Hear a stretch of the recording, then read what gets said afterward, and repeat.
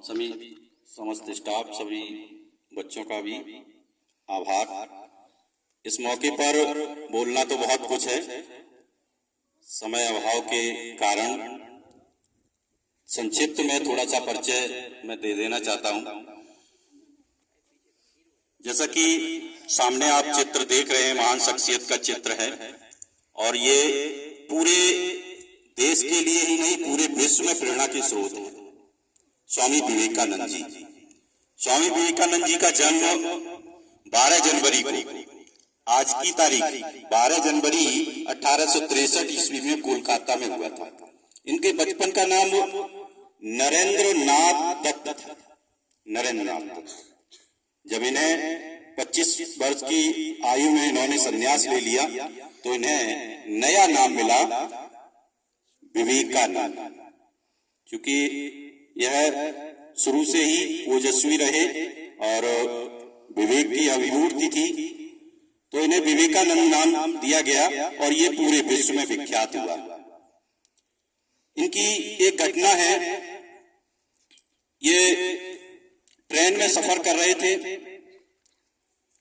तो भगवा कपड़े पहनते ही थे, बैठे थे और पहले इस तरह की किताब हुआ करती थी कि प्रत्येक पेज उसका अलग हुआ करता था।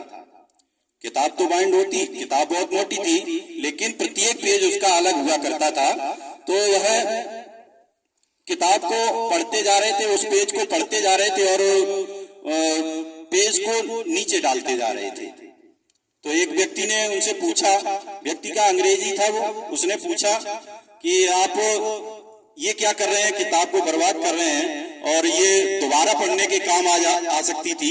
तो उन्होंने कहा कि आप ये किताब जो बची हुई है, इसका ये 1-2 अंश मैंने पढ़े हैं, आप रख लीजिएगा।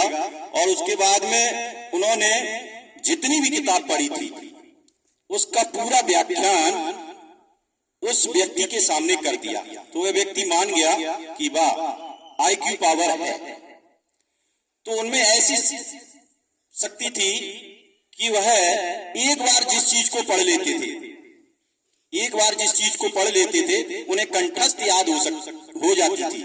और ये आप लोगों में भी हो सकती है, सिर्फ उसे हम अपने में ढालें और उसका अनुसरण करें। किसी चीज को हमने एक बार पढ़ा, फिर उसके बाद में उसे जरूर अपने मन में मनन करें, तो वह चीज हमेशा के लिए हमें याद बनी रहती है। वही उन्होंने पूरे विश्व में दर्शन भी कराया। जब शिकागो में वह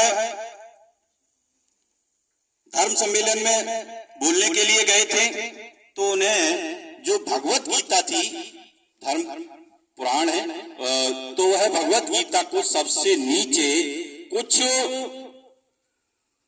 बुरी शक्तियां कहें, उन्होंने उसको भगवत गीता को सबसे नीचे रख दिया था और अन्य चीजें जो भी पुस्तकें थी, धर्म की पुस्तकें थी, वो सबसे ऊंचे ऊपर लगा के रख दी गई। जब उन्हें बोलने का अवसर मिला तो उन्होंने सबसे पहले भाइयों बहनों और सीधा से उसी पॉइंट पर आए कि आप इन पुस्तकों को सामने देख रहे हैं जिसका मूल आधार भगवत गीता है, सबसे नीचे रखी हुई थी, लेकिन इसी पर सभी टिके हुए हैं।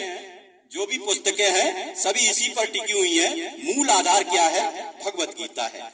पूरे प्रांगण में तालियों की गड़गड़ाहट के साथ स्वागत हुआ और वाकई उस बात में दम था कि आपने नीचे इसलिए रख दिया था कि थोड़ा सा हीन भावना महसूस हो, लेकिन उन्होंने उस बात को इस तरह से रखा कि वह भगवत गीता मूल आधार बन गई।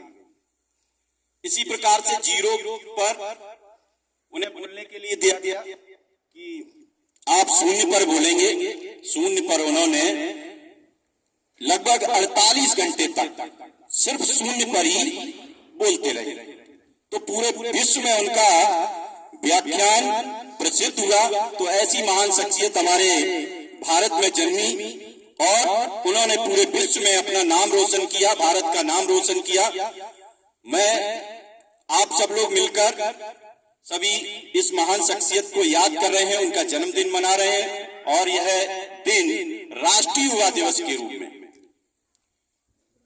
1984 में इसे घोषित किया गया और तब से लेकर आज तक हम इस महान शख्सियत को हर्षोल्लास के साथ मना रहे हैं।